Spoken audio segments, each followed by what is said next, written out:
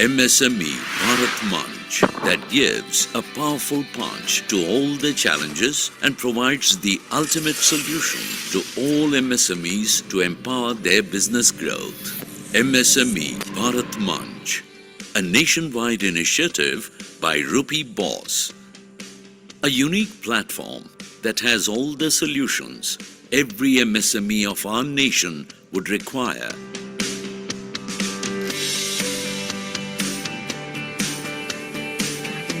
To overcome their challenges and become successful.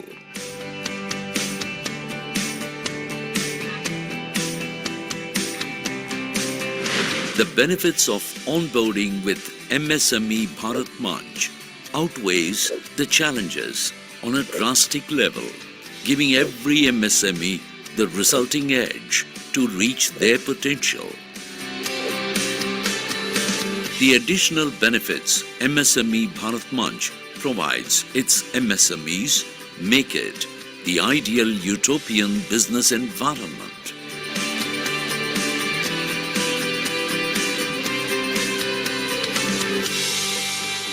MSME Bharat Manch stands out on a mission to create the unique one-stop platform for MSMEs to empower, support and cater to all their enterprise needs to reach their entrepreneurial dreams. Envisioning a future, MSME Bharat Manch extends its reach to MSME growth facilitators to co-create the unique value-added ecosystem to empower MSMEs to scale their business exponentially. To join the MSME Bharat Manch, a nationwide initiative by Rupee Boss. Send your company profile to growth@msmebharatmanch.com. See Change. See Change Consulting, a Chennai-based strategic business advisory consulting organization, is one of the leading knowledge management partners for MNCs, corporates, and growth management partners for micro, small, and medium enterprises, MSMEs, based out of Chennai, India. See Change has homegrown smart business execution models and has in its panel 100+ subject matter experts, has served 1,000+ projects in 45+ business verticals, and with a combined knowledge bank of 2 lakh hours of consulting experience since 2002, serving clients pan-Asia. Sea Change deals with mainly 2 kinds of business situations: sick firms wanting to revive and doing well firms that have the capability to grow further but are not able to achieve it. With sick cases, Sea Change helps them rebuild, facilitate the revival of financial packages, and help with other business revival measures. With others, Sea Change shows them how they can pole vault to a different level altogether. Founder of Sea Change, Mr. S. Prakash, its CEO, is also known as Corporate Sage. He is a serial author, including the chartbuster book, The Spiritual CEO, published by Amazon in 2021. Mr. M.K. Anand is a strategic business advisor, chairman, MSME and ICT subcommittees, ACC, and authored a book titled 36 Golden Rules and Virtual Coffee Table Book for MSMEs.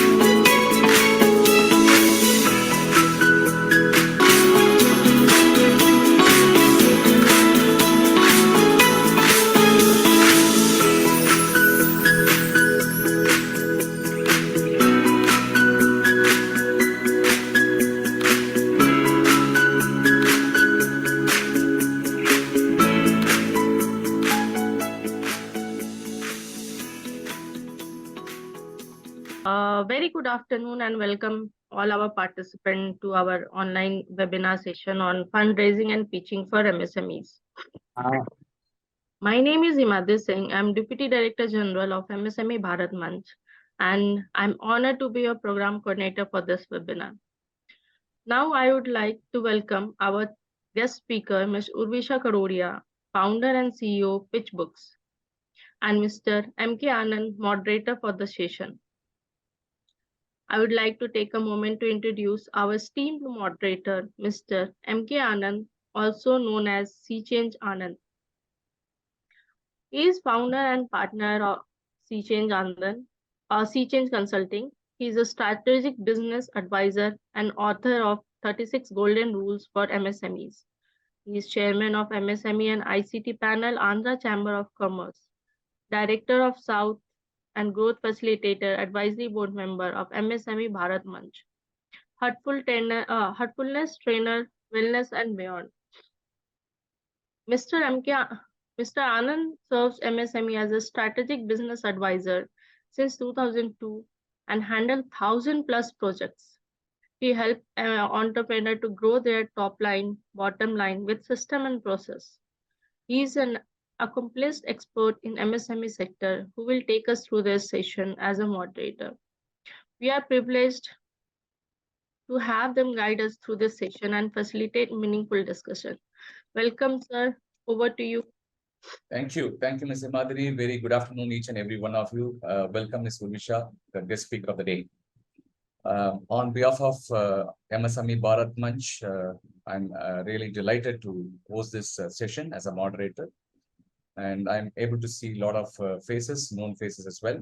Thank you very much for taking your time out to join this webinar series. As many of you know that we have been hosting monthly 2 sessions exclusively for MSMEs. And this has been hosted by MSME Bharat Manch. It is a pan-India organization powered by Ruby Boss Financial Services Private Limited, based out of Mumbai. So MSME Bharat Manch, in association with Ruby Boss, we are now present across the country in more than 20 cities. And we have our fleet on street, FOS, as we call, about 350 people across pan-India supporting MSME entrepreneurs in raising debt funds through the banking projects like nationalized banks and private banks and things like that, NBFCs and all that. And as part of our initiative that we would like to empower each and every MSME entrepreneur in terms of bringing insightful content, insightful government schemes, messages, experts, the services from various part of the MSME ecosystem as part of our webinar series. This is the main objective of the whole, the webinar series purpose. Today we have with us Ms. Urvisha Karodia, who is the founder and the CEO of Pitch Book, and she's based out of Mumbai. I just thought of taking this as an honor to introduce Ms. Urvisha. I know her for a long time, of course. And Ms. Urvisha is a founder and CEO of Pitch Books. She's a national president and startup council for Women's Indian Chamber of Commerce and Industry. And she's a national facilitator for MSME Bharat Manch as well. Urvisha is very passionate entrepreneur. I've been working with her closely for several quarters now, at least about 1.5 years now. And she's leading her venture Pitch Books since 2014 to accomplish dreams of many startups across various industries and sectors. Having started her professional career with the JP Morgan Chase Investment Bank way back in 2007, where she was actively involved in identifying deal opportunities, typically like merger and acquisitions. And she has gone through an exciting journey from working at a corporate, at a multinational, to start on her own venture, which is Pitch Books today. With more than 1 decade, 10 years of experience in the financial sector, she has successfully helped with more than 10 million fund raised so far in our portfolio, which I think is a great achievement. She has worked with the global startups and established firms across sectors to help them create stunning professional pitch decks and presentations and financial models, business plans, and so on and so forth. She's currently a national president for Women's Indian Chamber of Commerce Industry, WICCI Startup Council, and is also part of the SME Climate Hub, which is United Nations Race to Zero campaign.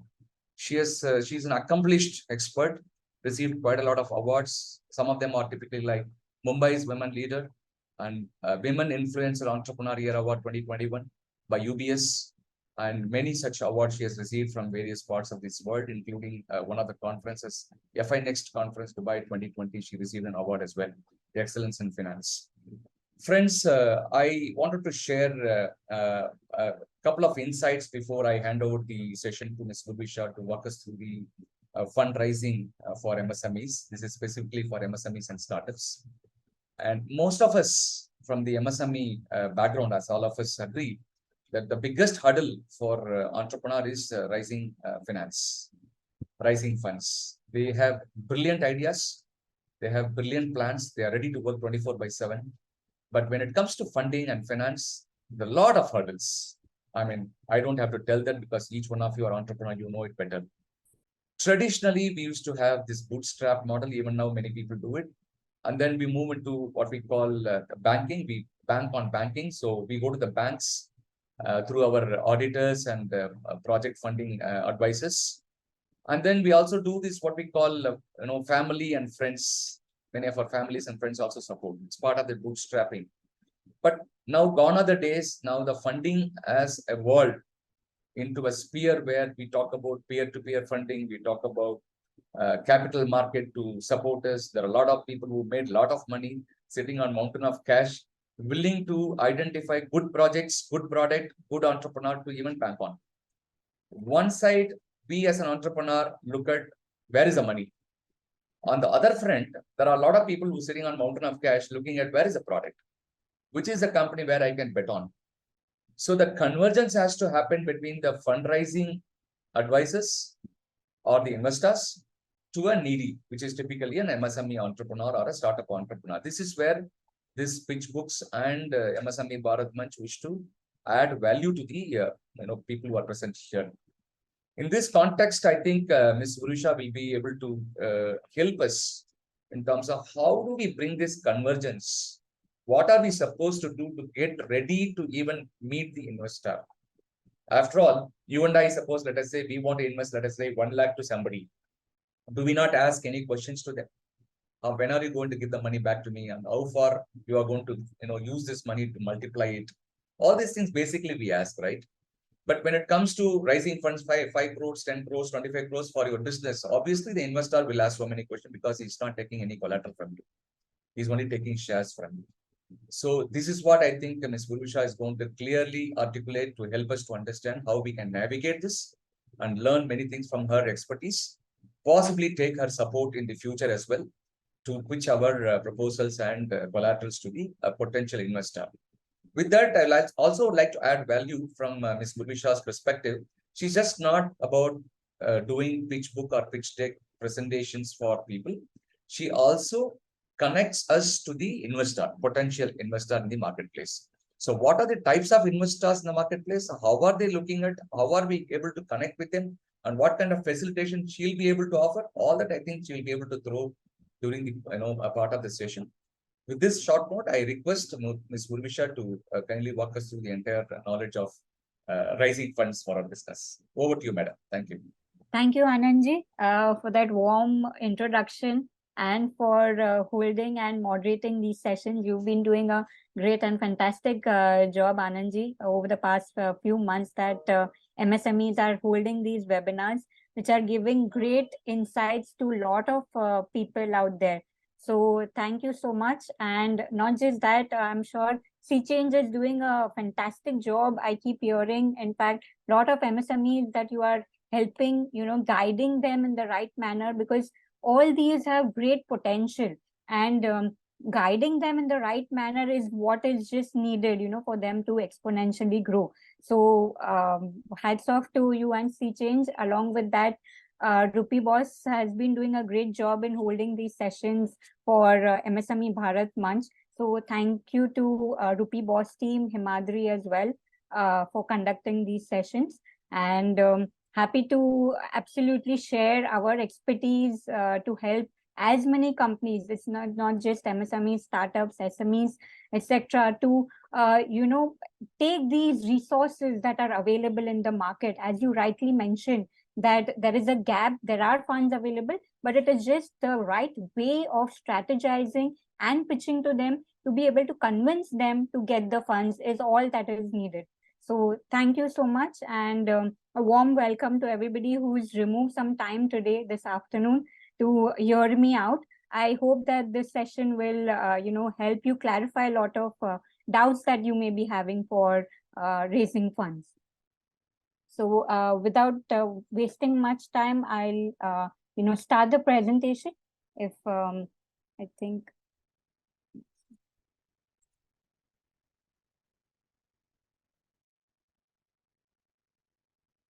Yes.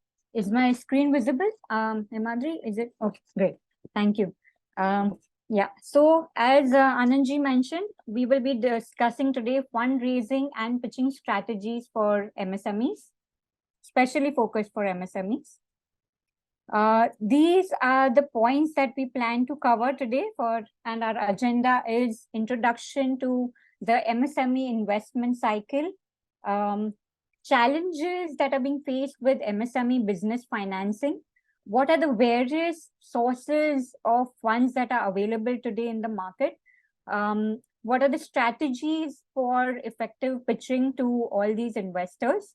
Creating a very impactful pitch deck or a business plan or a pitch book, basically all the collaterals that are needed to tell your story.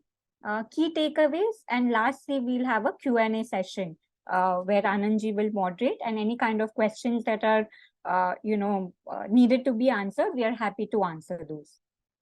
Yeah.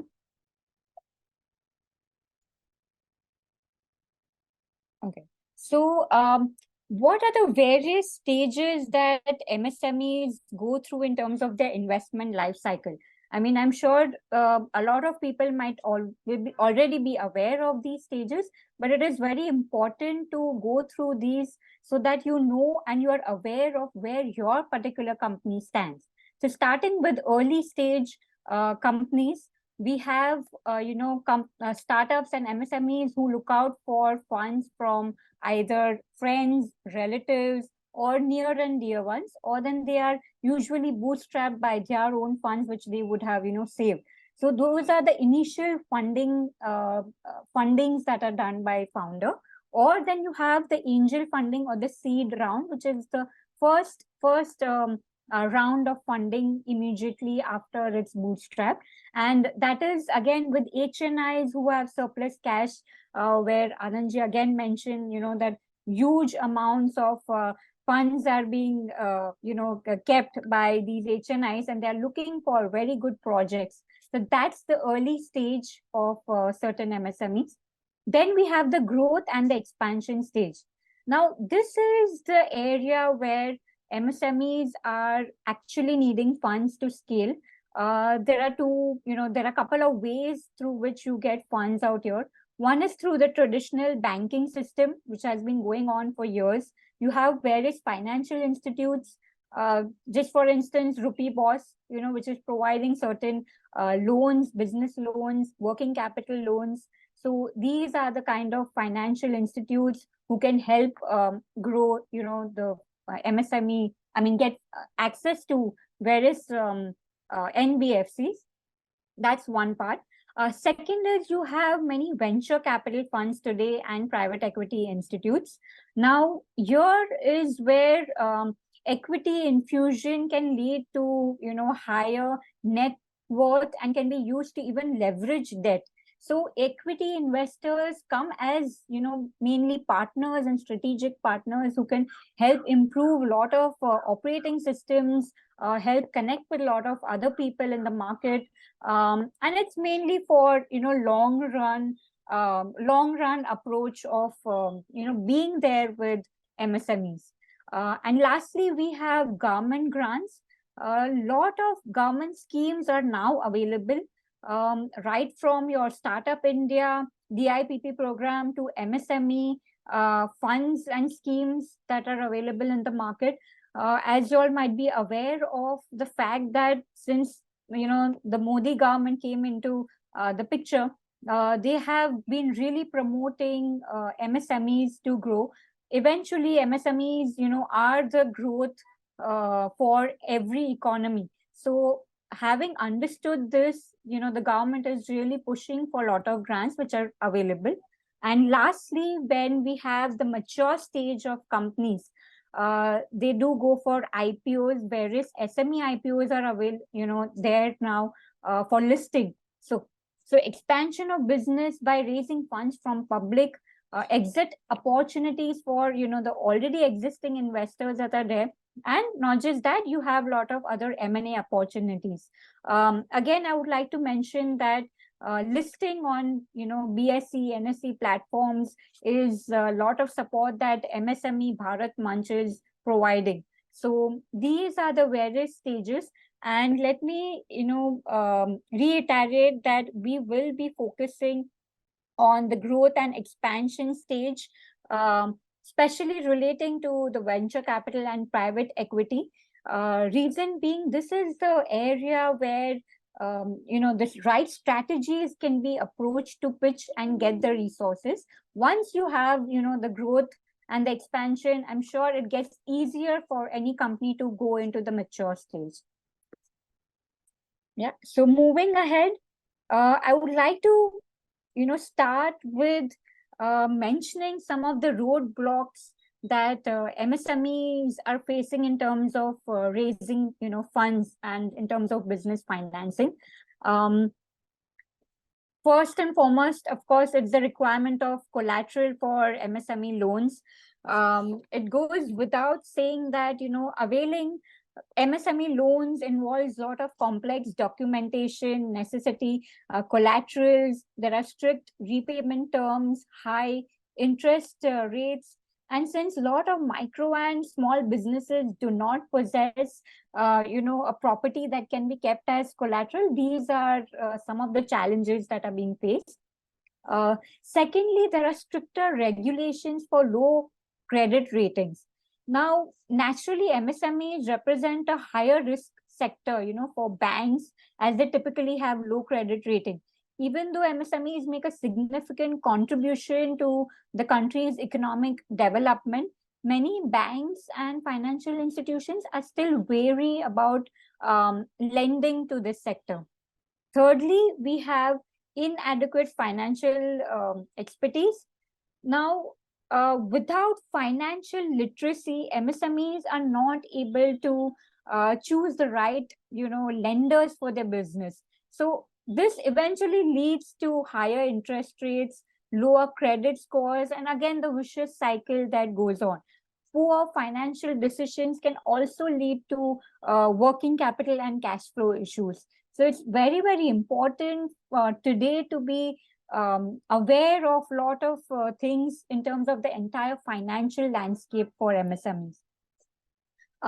Fourth point, which is lack of liquidity. Of course, we have most of the capital in MSMEs goes into the day-to-day operations, leaving MSMEs quite cash strapped in payments. So since they only focus on funding day-to-day operations, they do not have enough resources for long-term investments, and they cannot expand their business.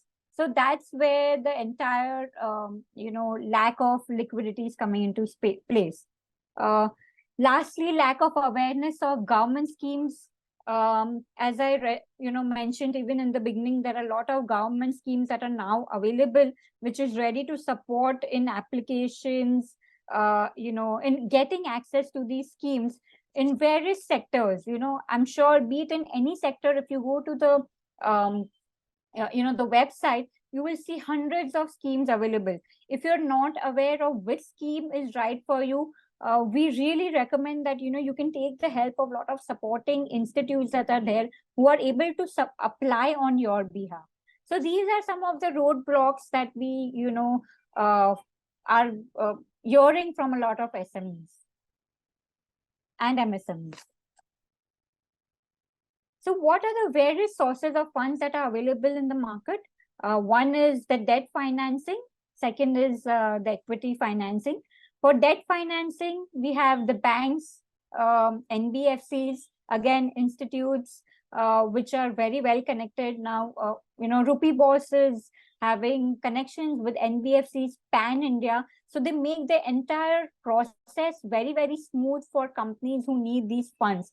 In terms of documentation, application, traditionally, and even previously, it used to be a lot of pressure for these MSMEs to create documents and to keep going to the banks and submitting.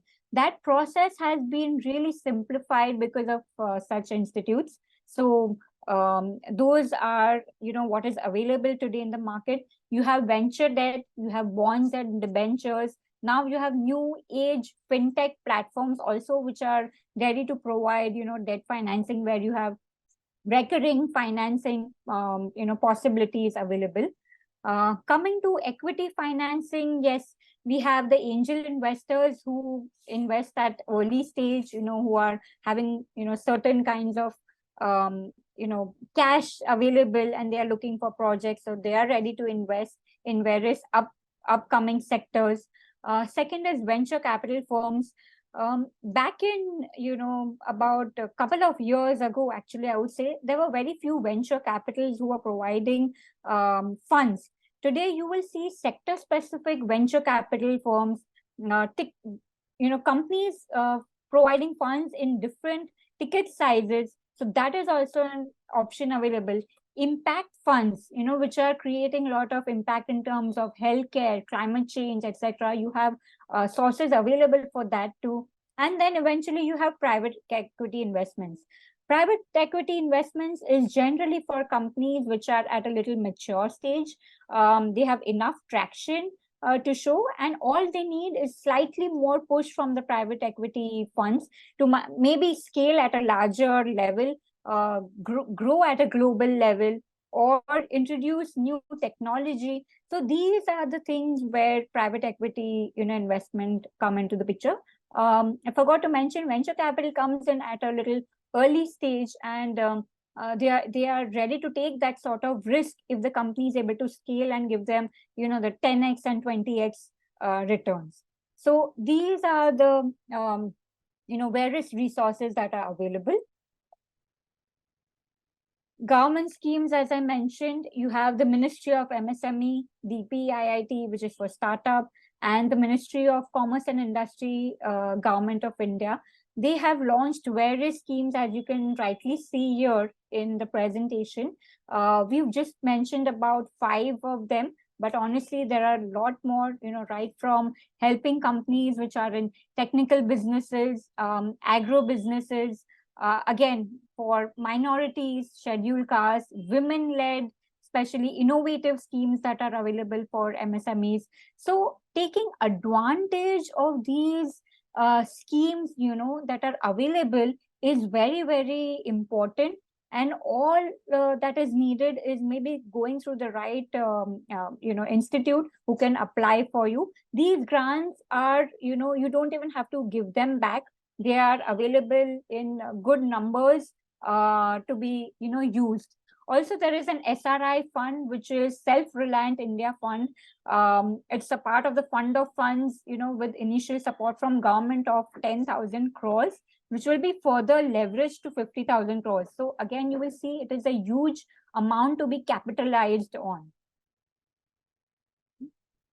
Moving on, creating a fundraising strategy is absolutely important. Now, whatever the stage of your company, whatever your vision, your objectives, whatever, let's say, your valuation of your company is, one thing remains the same. You do need to spend time to create a very good fundraising strategy. Now, there are these 5 questions that, you need to answer. If you're able to answer these 5 questions very well, create a plan with these 5 pointers, then half your plan to reach out to investors and pitch to them will be covered. So a good fundraising strategy clearly responds to these 5 questions. One is, why are you raising capital? We will see a little later in our presentation that when you assess the need for funds, what is the requirement for your capital? So that is why. Second is, who are you raising the capital from? It can be any investor that we mentioned. So again, it gets very important to know what is the target you will be reaching, to in terms of the investors. Third is how much capital will you, raise right now, or maybe in terms of phases that you need. Again, that happens only when you deep dive into your company strategy and financials, that you realize where there is a gap and a missing space as to how much you need to, take that leap and grow further. Fourth is, when are you raising capital? As I went through all the various stages of the company, you will automatically get to know, that what is the stage that I want to raise capital at. Whether my company is okay to be bootstrapped for a particular stage. Maybe in the next 4 or 5 months, I will start needing funds and needing to grow. I'll probably reach my break even at a particular time. So that all these are extremely important for any company to sit, evaluate, and come up with.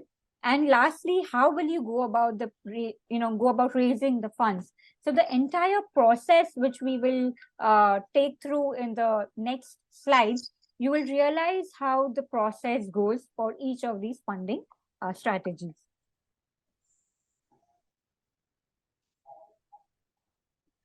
Moving on to the steps of fundraising, this especially when we come to venture capitals and private equity.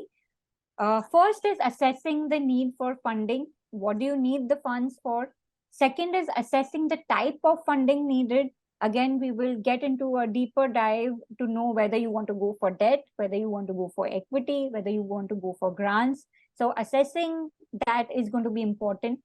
Third is preparation of documents. Whether you go to a bank or any other investor, today documents play a very, very important role.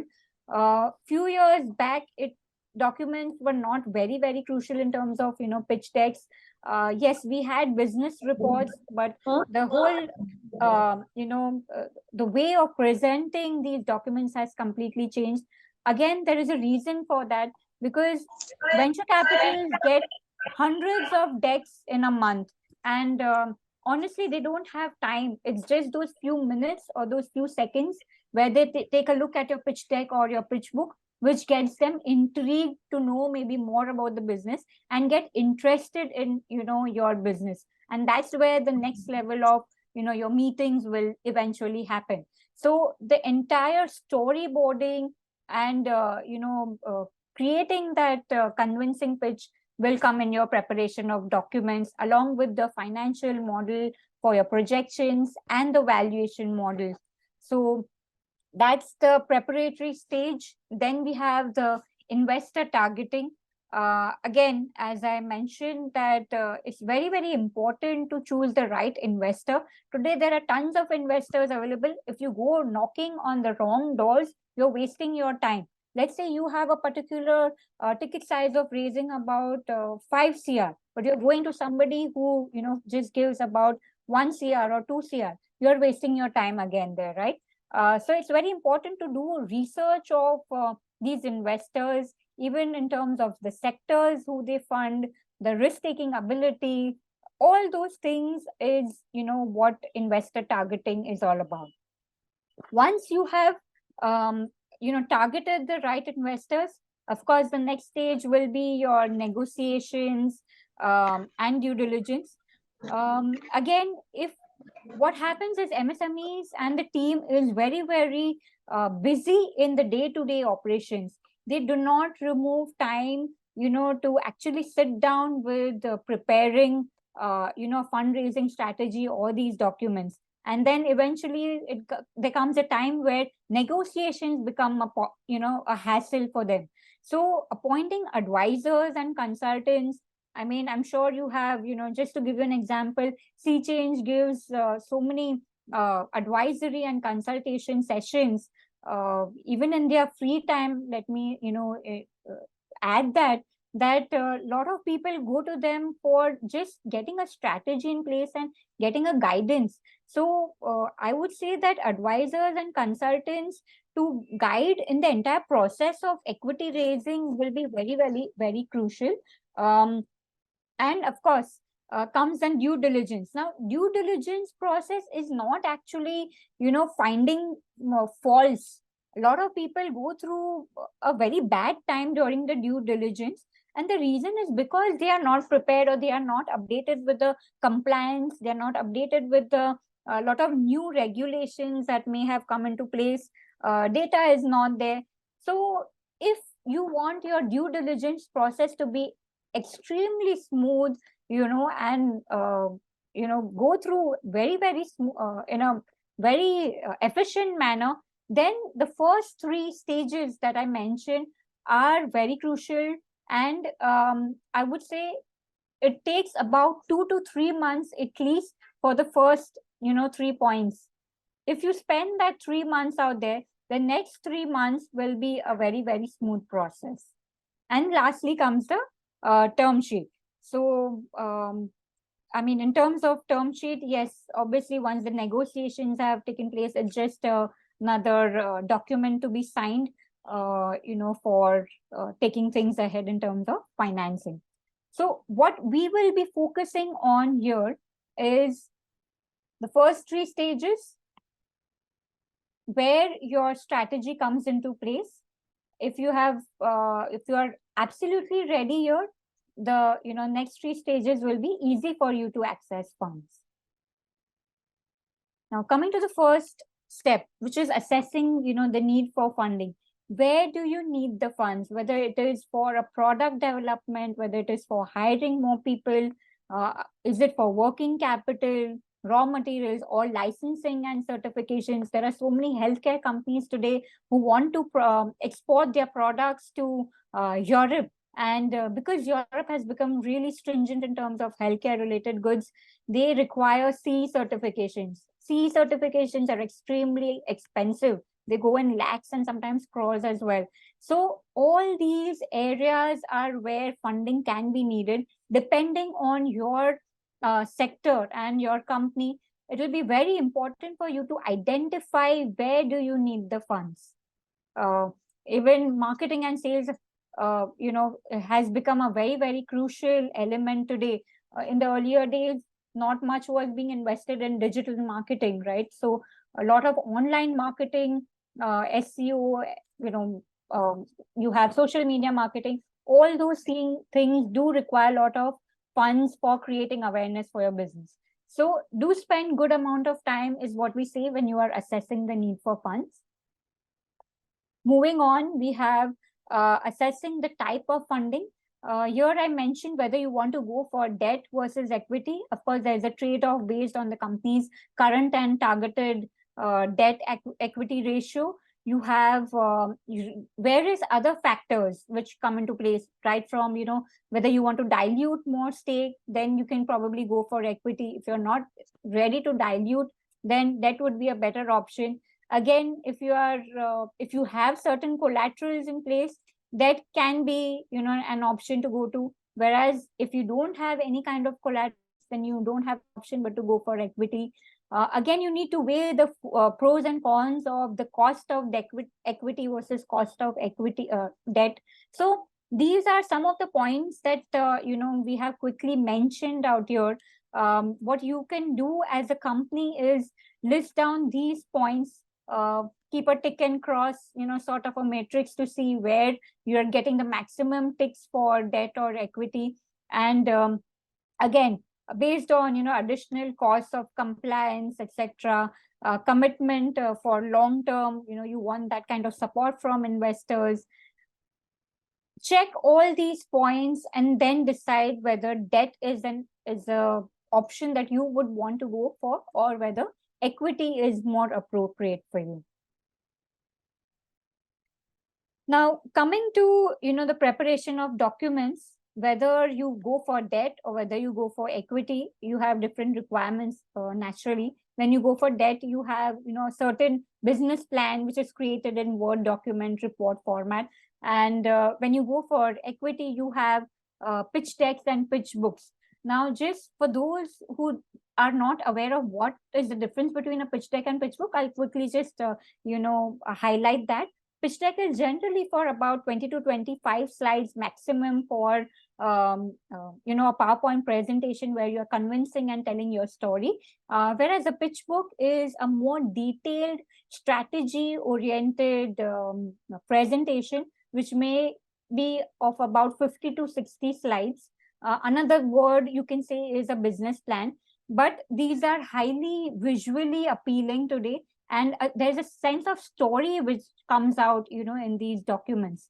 So companies naturally which have, manufacturing units, have a lot of traction to talk about, pitch book is more ideal for them because they would want to, convey their entire journey and milestones so far to any investor. So that's about getting ready with pitch deck and pitch book. Second is your financial model along with valuation. A lot of companies don't create financial models, but that is a prerequisite now for any investor because they want to know the next 5 years revenues, margins, etc. Not just that, but they want to even know what is the sort of valuation that will, eventually come to. Based on that, they will be ready to invest in your company. Third, be ready to sell your story in the most convincing manner. That's what we, keep telling our clients as well. And we make sure that we bring out the best story. Today, there are so many players in the market. Even if there are competitors, you will be having something very niche and very unique to tell to the investors. So why not, highlight those aspects and convince, the investors appropriately. And lastly, be prepared to answer the most, common questions.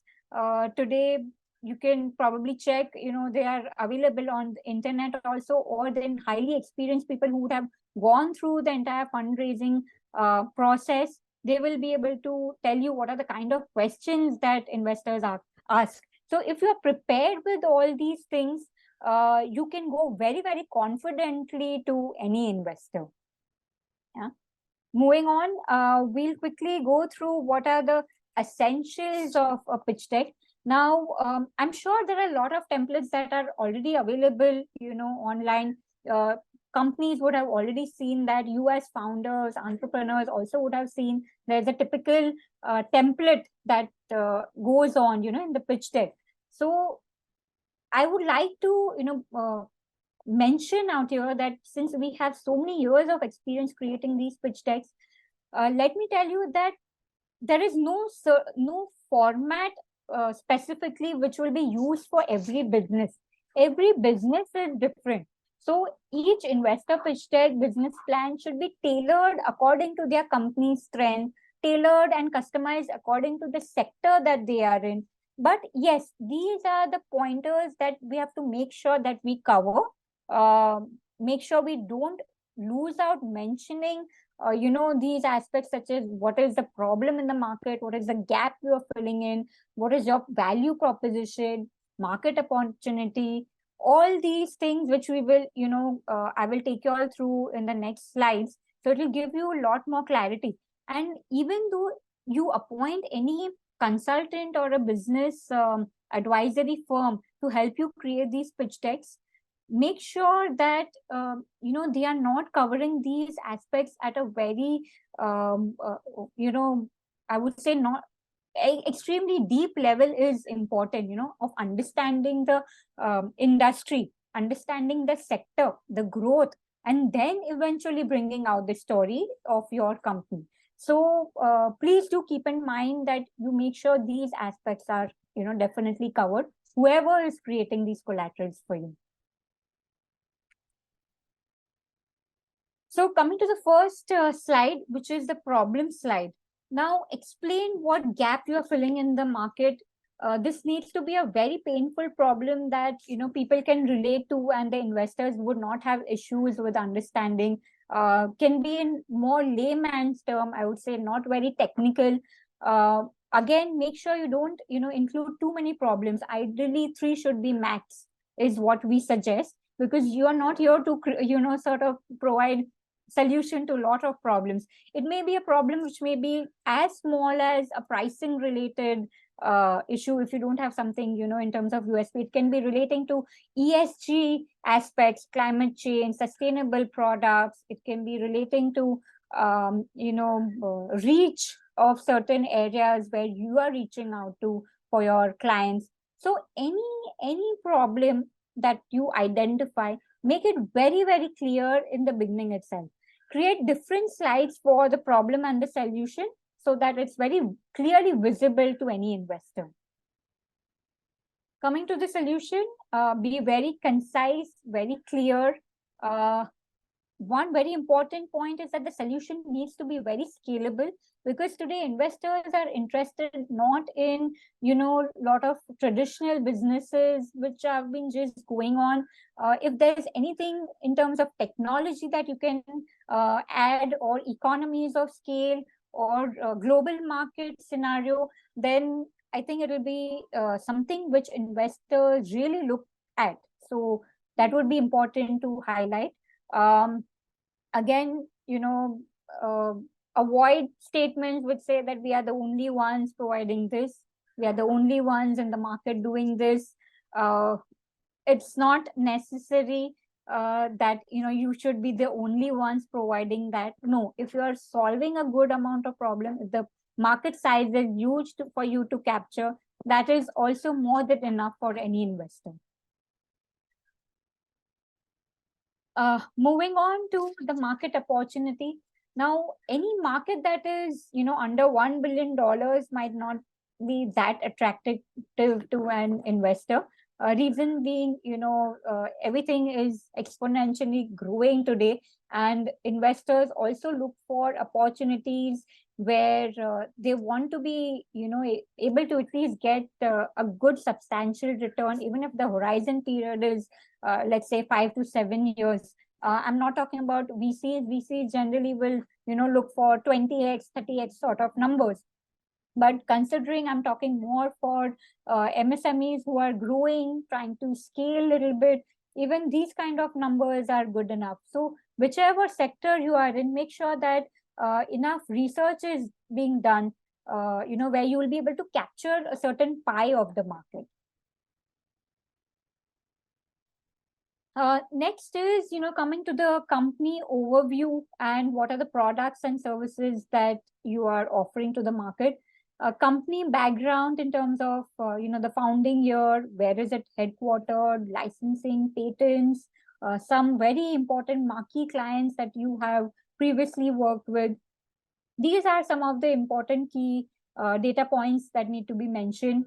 Again, if you are, into some technology related products, for example, we were right now helping a company which was into water technology solutions, where there's a lot of heat being generated due to carbon emissions, especially from oil and gas companies, power plants, malls, etc. So what this water technology did, is reduced all the heat and energy, which led to increased savings of, power, energy, increased savings in terms of monetary. So when you are explaining such technology related products, important to show those visuals and unique features of those products or how they function. And of course, if you're in a service related market, again, that's not an issue. You can always highlight the quality of the services that you provide and some key essential points in terms of value addition for those services. So this is essential slide. Again, make sure you cover every detail aspect of your business. Coming to, the revenue model slide, there are a lot of revenue streams that are, from where you get revenue, especially you have startups and MSMEs where there are subscription-based models now available, B2B, B2C, B2B2C, custom-based pricing, etc. So wherever your revenues are coming from, even if they are commission-related, fixed price-related, you need to mention these pricing points for different sectors, if at all different clients are being, served, or different streams, from where you are getting your money. Again, I don't need to, keep repeating the fact how important this slide is, because let's say one of the revenue streams, suffers, the investors know that you have other revenue streams from which you are able to generate revenue. A lot of SaaS-based companies, I'm sure everybody knows the story of Zoho, subscription-based platform, automated, everything fantastic, how technology has been used. That is what, the investors are looking for today. Moving on to the industry overview slide. Now, many times investors are from different sectors. A lot of fintech companies are there, companies in blockchain, crypto. Many investors don't even understand these sectors even today. And that's the reason where you need to, do research of the industry in terms of the growth, CAGR, who are the competitors, who are the players in the market, whether they are domestic or global. If you are addressing the global market, show that there's a great potential for your business, for your product, and industry stats are very important, so that anybody who's reading your business report or your pitch deck, they also get an understanding of the overall scenario. So that's important. You may even also cover certain SWOT analysis here in terms of risk factors and mitigation factors that you are taking care of.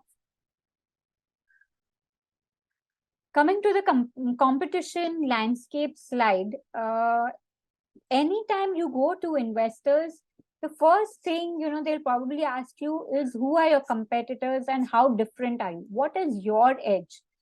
It will be very important to show in terms of a diagram, be it, like a landscape or a quadrant where you have tick and crosses, or the positioning of your brand.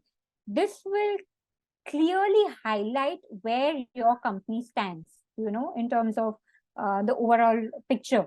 So how much capital also each competitor has already, if you get that, nothing like it. And again, highlight your edge in terms of anything, any USP that you have, it will be very important to you. So yes, competition will be there in all the industries, all the sectors. How beautifully you are able to convince someone is what you will have to really prepare yourself from, and be aware of, the competitors. Today, we were actually creating certain documents for a company in services sector, and they were not aware of the competitors. They said we are the only ones. But when we deep dived into it, we said, look, there are so many already providing these services. So it became a challenge for us and even the company to then brainstorm and come up with a certain solution to show how different the company can be.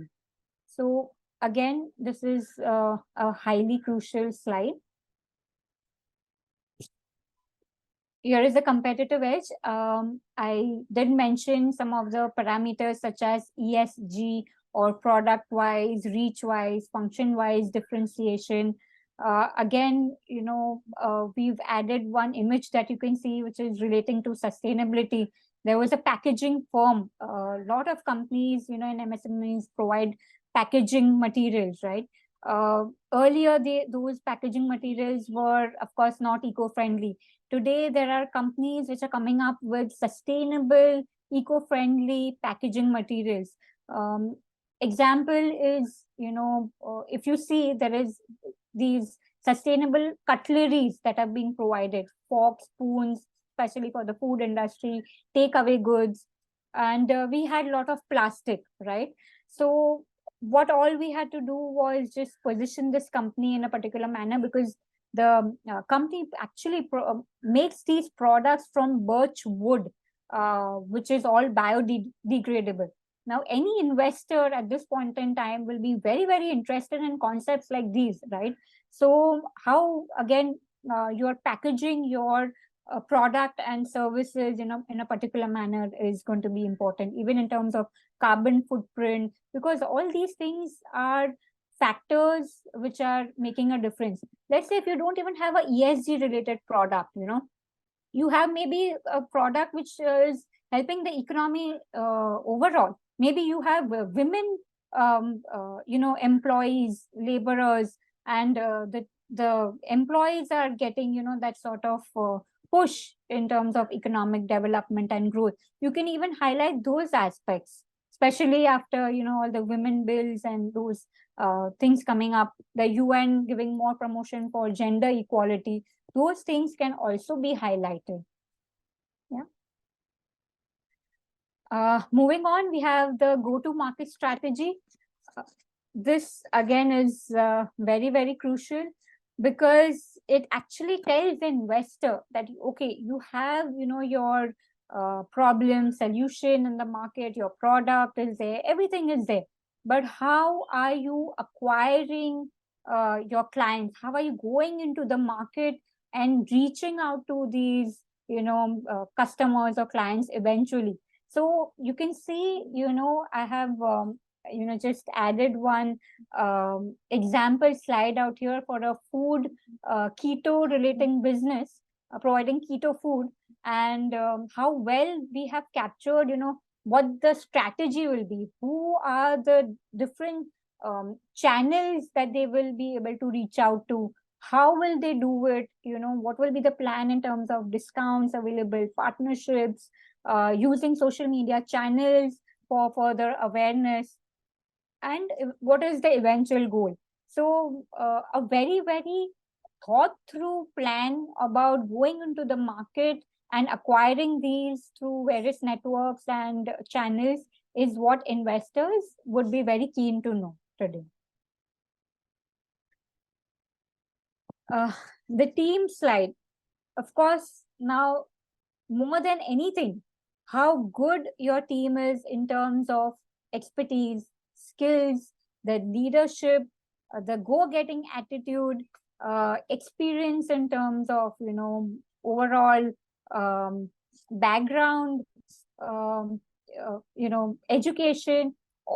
All these things will be very important for investors. In fact, there are times when people have invested, only based on seeing the team capability and credentials. They feel if the team is good, right attitude is there, passion is there, yes, then, the company can grow to great heights. So whenever, we reach out to MSMEs, they are not very openly talking about their skills, on their presentations.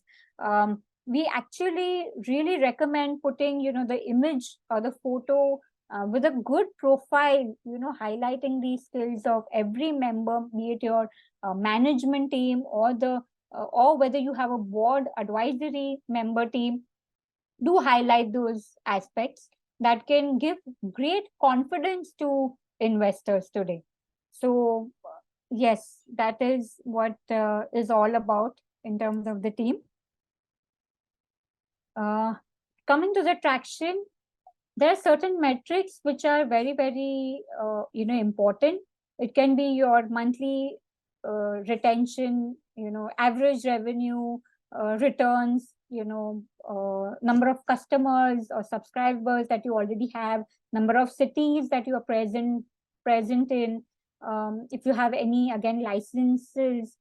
These traction points is what talks about, your milestones that have been achieved by the company, and the investors again are confident that you are not just absolutely new into the market. You know what the business is all about, and there is enough revenue, so even for them there is a little less risk for them to invest in your business, because they know that there is a certain average revenue that you are generating over a period of time. So that risk factor can, slightly be less for them. So yes, do highlight your milestones and the journey that you have achieved so far. It can be even some great clients that you have worked with. You can add logos of clients, to highlight those partners as well. Coming to, the key financials, which include your past historic data, since a lot of companies already would be there in business since, couple of years, your historic financials are very important to be, shown in a particular manner. Again, not just the historics, the projections for the next 5 years with the right valuation, key metrics in terms of your return on investment, everything. These are actually created in separate Excel models. Lot of people are going to CAs. I would like to highlight one thing out here, that chartered accountants are or may be very good at the existing data and the past financial data capturing in reports, but when it comes to the projections, there is a certain valuation that investors want to see, especially if you're going to venture capitals and private equity players. Valuation is just not about showing great numbers, big numbers so that you get that kind of funding. It is about a story and a vision, which only those people who understand, your business, your sector will be able to encapture in that. The growth story of sectors are actually captured when we are creating, especially, for custom clients. So all those aspects are weaved into the valuation to eventually come to, what investors want to see. It cannot be very conservative. It cannot be very aggressive. It just has to be the right thing which investors will be convinced about. And more than that, you have the convincing ability to, share with them that you have that, all there in you to go out there in the market and reach those targets and the goals that you have planned for. So yes, that's about the key financials. Last is the ask and use of proceeds. Only when you create your financial model, you will get to know what is the amount of funds you need. There are times when companies come to us saying we need $5 million, we need $10 million. And when we create the model for them, we tell them, where do you need so much money? If you can plow back that money, or or if at all, we are able to give you a much practical approach to those numbers, you will know what is the exact requirement of your capital, when will you break even. And yes, if you want to go for your next phases of capital funding, definitely you can create those in phases as well, which will again tell the investors that you don't need all the funds together. You will grow in a targeted manner and a phase-wise approach. So the ask and use of proceeds, because investors will ask you, where do you plan to use these funds? Be it marketing, be it your product development, technology, hiring, sales team, etc. So, and how much percentage do you plan to eventually use these proceeds for? All these aspects will give you, much confidence only when you have your financial model. So these are some of the factors that I want to highlight, what investors see when you create the valuation, which is the market size of the company's business, the company's progress towards a viable product, recurring revenue opportunity, and valuation of even comparable companies, because there are different ways of valuations, right? So we generally focus on two valuation methods, which is the DCF method, that's the discounted cash flow method, and second is the comparable companies method of valuation. These are the most appropriate valuation methods that investors want to see today. Depending on which stage your company is, these valuation methods and will be eventually used. So again, advisory from the right people is important to tell you which is the right valuation method here to be used. Finally, what investors look for and what you need to remember. Primary objective of investors is naturally to generate superior returns. and therefore they look to identify and invest in profitable and scalable business ventures, including innovative ventures. So if at all you are having traditional businesses, if you feel there is an opportunity for any kind of innovation, then yes, you may be able to get those kind of funding if you even highlight those aspects apart from your just normal working capital needs. So again, growth prospects, industry outlook, the robustness of your business model, and the management team. These are very, very important. If you are able to brainstorm, create a very systematic report plan with all these aspects. Funding, let me tell you that it is not that difficult. All it needs is a lot of preparation for these things. That's it. And yes, finally, the key takeaways: know your investor, which you are going for, whether debt, equity, grants, or your venture capital, etc. Be very realistic in your pitch. A lot of startup companies are not very realistic, and we have to bring them to certain level, especially when it comes to going to Shark Tank and all. They have absurd valuations which really don't make much sense, but we are very, very practical when it comes to companies like you all, which are aiming to grow at a sustainable level and will be there, and not something which will close down in the next few years. We want sustainable businesses, and I'm sure the government and the economy today needs sustainable businesses. So be realistic in your pitch, prove that you're different from your competitors in some form or the other, show that your team is strong. And again, in case you hear no from multiple investors who you are reaching out to, do not get disheartened, is what we tell, because there are times when companies take 6 months, 12 months also, and they are not able to get the funds. But there might be certain reasons for that, where you need to rework on your strategy, rework on your documents, align certain strategies and methodologies. If you rework on those by asking a lot of questions to these investors, or finding out where you are getting stuck, you can reach to the right investor and for the right amount. So that's what we generally tell all our clients. Thank you. Yes. Thank you. Thank you, Ms. Ursha ji. Extensively you covered. The 14 slides are really very, very informative and insightful. And each one of the slides that you shared, I think the entrepreneurs were here. We're going to watch later also. Since we are recording this presentation, we'll be sharing with more and more entrepreneurs to go through each and every slide. There are a lot of finer elements that you have mentioned that needs to be oriented, to be reflected upon before they really dive into this journey of raising funds for the organization. Much grateful to you. Thank you very much for your time.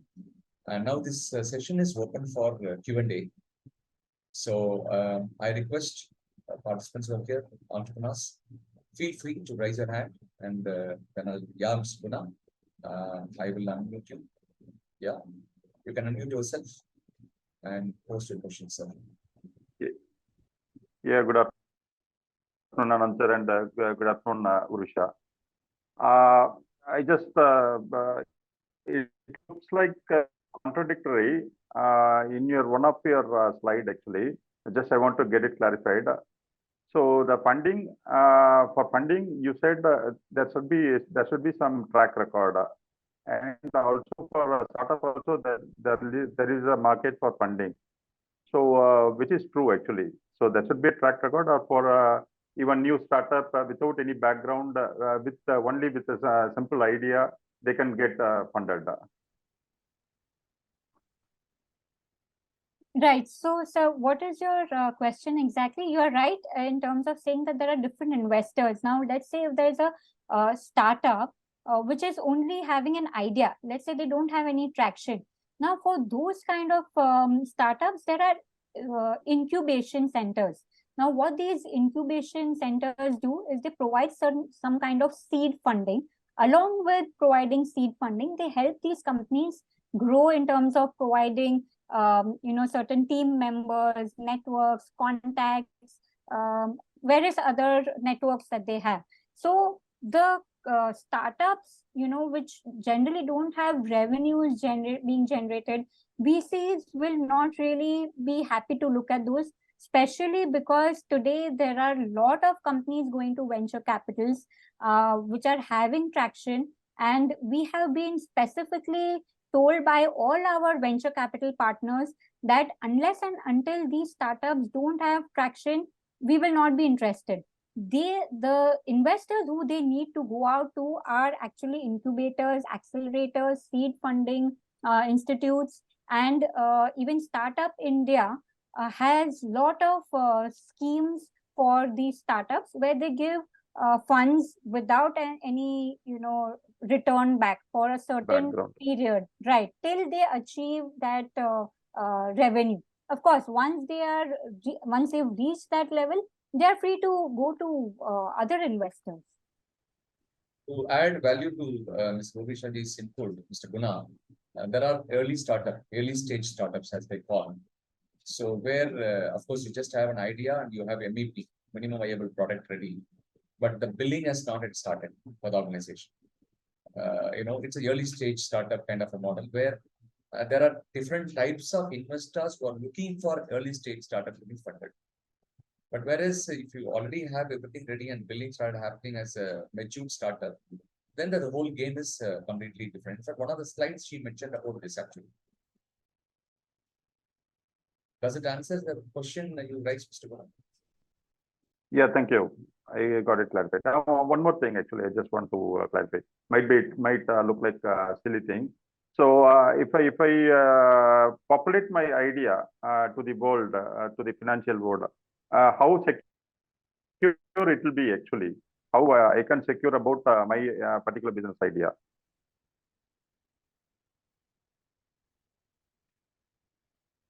Ms. Urusha, I hope you got this question right. No, sorry, Anandji. If you can actually. What he said is he has presented this business idea and business plan Right. to the capital market advisors like you. Right. And he's saying how far the idea will be secure because it's now open. Oh, okay. It's gone out of my tech. Right. Okay. Thank you, Anandji. So to answer that, we sign NDAs, which is non-disclosure agreements, which means that once we understand your idea, business, all your strategies and everything that you have in place, we will obviously not be disclosing that. It is only for our purpose of creating the documents and collaterals and for guiding you in the right manner. We do not disclose that. So that is something that you can be assured of. And when you reach out to investors, yes, definitely there is no guarantee because all these investors will not sign NDAs. They have lots of business proposals and all those things coming to them. But from our side, yes, we maintain high confidentiality in terms of your ideas. I think they also have to, Mr. Guna's question is very pertinent question. I think this is where Mr. Guna, I think a platform like MSME Bharat Manch would add value. When evaluating the investors, evaluating the type of people that we deal with, some sort of compliance and some sort of due diligence will be established at this front also before connecting people to you. In one way, at least you are secure that you are going through a safe route to meet the investor. So through MSME will be protected. To some extent, yes, of course. Because you are going through the platform, you are going through the professionals. So they take the responsibility of validating and connecting with the right set of people. Ensure that because they are back and forth, they are also connected for more and more opportunities. So they cannot teach another person because they are getting business out of this platform. You can also have the NDAs signed with the potential vendors before presenting so that things are more comfortable for both of your sides. Correct, Shivramji. You are absolutely right. I hope I can go to the next person. Ms. Spashni, you raise your hand. So please go ahead, madam. Unmute yourself.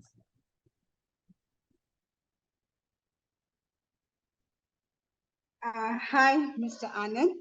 And Subhashni, Malaysia in the பேசுறேன். இதான் first time உங்களோட session attend பண்றேன் and நான் ரெகுலரா உங்களோட video பார்க்குறேன் நான் so நான் ஹாஃப் வேல தான் ஜாயின் பண்ணேன் ஸோ என்னை இன்ட்ரடியூஸ் பண்றதுக்காக நான் ஹேண்ட் ரைஸ் பண்ணினேன் நான் All right. Thank you so Okay. much for joining. I'll keep in All the touch. way. Thank you. Yeah, thank you very much. Yeah. Any other questions from anybody from participants? Please raise your hand and if you can unmute yourself and post your question. Can I ask a question? Yeah, Mr. Dinesh, go ahead. Thank you. My question is, recently I started a company in which we are doing the mobile accessories manufacturing. Now, this is just started 4 months back, and we are on a lookout for the funds, where we are doing the billing around 1 to 2 lakh a month currently. And our products are listed in many e-commerce sites also. So how we can proceed and how you can guide us? Thank you for your question. One question I would like to ask is, since how many years or when was your firm established? Since when are you generating revenues? From last 4 months. Okay. So, which means you're generating revenues. You started generating certain revenues. Maybe are you also burning cash along with generating these revenues? Yes. Right. Okay.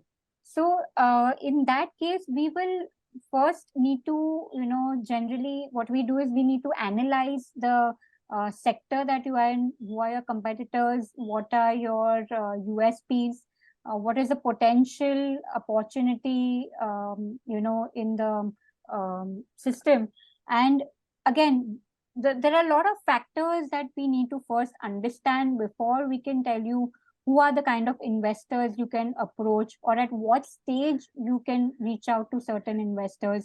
Let's say if we feel that the company is still growing and is at a nascent stage, and maybe you need just few funds to grow at a particular level, we may suggest you can go for certain grants and schemes that are available. Or if any angels or HNIs are interested in your concept or in your product, then maybe those are the investors we can reach out to. So depending on your financials and the market of your product, we will be able to tell you if you can go to a particular investor. But again, having said that, venture capitals, private equities would not be the players. Yours is more like a startup, and hence we actually recommend that DPIIT, which is the Startup India government portal, where you register for your incorporation of Startup India, get tax benefits, get various schemes. Those are the places where you can initially check for. Thank you. Thanks a lot. Ms. Murisha, I would like to add one more point here to Mr. Dinesh. Yes. Mr. Dinesh, sir, in my experience, as I work with entrepreneurs, once you start generating revenue, I think we need to go to a sizable turnover, sizable kind of a percentage of profit margin that you are making. Once you establish to that extent, then the valuation becomes much better. If you go at this point in time with this kind of turnover, at this point in time, though it's only 4 months old, and the valuation will not be much attractive to you. It will not be in your favor, actually speaking. So I would say you can go for another 1 year or 1.5 years as a plan, and you can even take a debt funding. And there are organizations like Rupibas can support you and grow your business and create a sizable turnover top line and bottom line. And then you start working on raising funds from the external investor. That way, I think valuation will be much better if this would add value to your whole scheme of things. Yes, that's a great point, Anandji. I think I forgot to mention that. And in fact, very rightly mentioned, otherwise they would have to dilute a very big equity stake, which is not appropriate. A lot of companies go in for, that kind of dilution, later on suffer. So, yes. On the contrary, I appreciate Mr. Anand. Thank you, sir. On the contrary, I'm going to reverse the equation now. See, there is something called Startup India, Startup Exchange in SME Exchange, BSc SME Exchange, where they have a startup exchange. There are only 14 companies in India have registered, rather listed in the organization. So they have only idea, they got listed in the startup exchange. Probably you can also go through the collateral. We can ask Himadri to of MSME Bharat Manch to share the collateral to you. Go through those exercises. Visit bscsme.com. You will learn quite a lot of stuff about what is startup exchange, how a startup exchange can explore the possibility for MSMEs. In fact, this is also an answer from Mr. Guna to look at it. Thank you, sir. Thank you. Thank you. I'd like to take a question from Ms. Maithili, who raised that.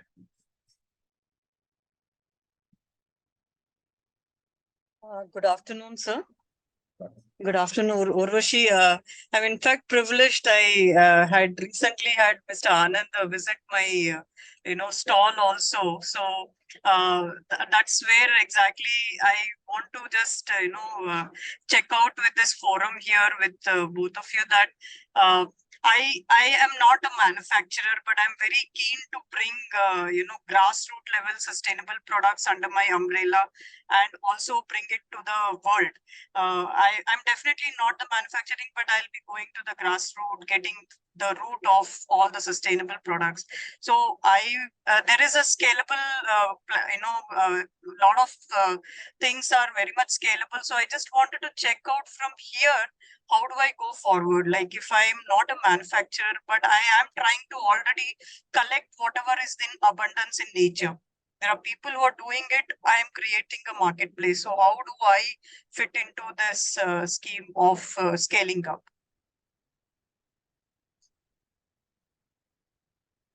Anandji, would you like to take that? I don't know what your business is actually. Ms. Maithili, would you be able to share your business in brief? Yeah, actually, I'm completely into sustainable products. So what I'm trying to do is I'm trying to associate all the handcrafted, hand-woven products which are already there. So my tagline is in fact preserving the time-honored arts and crafts of India. So there are a lot of crafts and arts which are not known to the world, which are, and we need to somewhere bring them to the forefront. And it's only through different platforms. Like, for example, I need to go and be visible in the exhibitions. I need to be very much visible in the online forums. Now, I also need to I'm not just taking something online and selling it, but there is a feel factor in the entire activity. So I need to also invest. I need to have, so the products need to be available. People will come, people would want to touch, feel, and then buy. And a lot of people I have been coming across that they've never seen these products before that are available in deep interiors of India. So that is where my agenda is, that why don't I bring it to the world under one umbrella? But I do need a lot of support to move forward. I'm getting exhausted with my funds. So I got your question actually. So I reasonably understand our business model since I met her recently. I'd like to add some points, but before that, do you have anything to share, Ms. Urvashi? Yes, Anandji. Maithili ma'am, I would like to add out here, there is a special scheme and grant specially for this kind of work that you mentioned. So for arts, crafts, handicrafts, the government has kept aside a lot of funds. Let me tell you that in case you have not, yet accessed that, that is available. So I would really recommend that you check for funds from there. Because that will help you in your marketing activities. Your main job will be to create awareness, for which you will need a lot of funds. So yes, apart from wherever you are sourcing these sustainable and arts and craft items, and then eventually bringing it to the market, funding is one thing which you can go to them. And second is, in terms of strategizing, I think Anandji will be able to help you grow and scale the business out there. Yeah, exactly. That's what I'm coming to. In fact, I'm going to share some response to you, to Ms. Maithili. It is also a response for many of the entrepreneurs who are sitting here from the same perspective. What if you get tomorrow 5 crores? Do you have a plan to deploy this 5 crore or 1 crore to your business? Do you have a kind of a market development plan? Do you have a strategic plan for investing this money in your business? Many entrepreneurs needs money, but they don't have a proper marketing plan to exploit the investment that they're going to raise. This is one, thought process that I have in my mind. Second is, I think you are talking about kind of a cottage industry. You know, there is something called Rural. Rural is a rural development initiative of Government of India. I don't know how many of us are aware. You know the self-help group, right? SHE. Across India, they are quite popular. And many of us who are into the, cottage industry kind of a product are not actually utilizing the self-help group people for marketing. They wanted to actually make money. They want to have a livelihood. They have set of people and group of people, lakhs of people actually speaking in different groups, where they are actually seeking company like yours to come forward and create an awareness for them to go and take the product and go to their neighborhood places to sell the services, by which they can generate revenue. So my suggestion, Ms. Maithili, we can always discuss one-to-one later also. My suggestion is, right now you don't focus about raising funds. You focus more about business development. Okay. I'm talking about business development plan, not investing money, but business development plan. Once you have a plan in terms of people, processes, and connect and reach out initiatives, then you can always come back saying that, okay, this is the model in which I'm going to generate revenue, for which I need money. Then we can go to Mudra scheme, or we can go to Rural, or we can go to any of the private investors to raise funds for your organization. Because we'll have a solid proof to the investor that, this is the model, this is how I'm going to generate revenue. And we'll also do a test run, acid test within ourselves, and check out the possibility of generating revenue. Once the revenue stream is proven in a minuscule way, I think then we can always go to the investor and see how best we can support each other. Right. Does it make sense? Absolutely. Yeah, I'll get in touch. Yeah. Thank you, Ms. I would just like to add one more thing here. Maithili ma'am, since you're doing this, Women's Indian Chamber of Commerce and Industry, WICI, has separate councils. Okay, one of them is women empowerment. Second council is for these handicrafts and artisans, that you mentioned.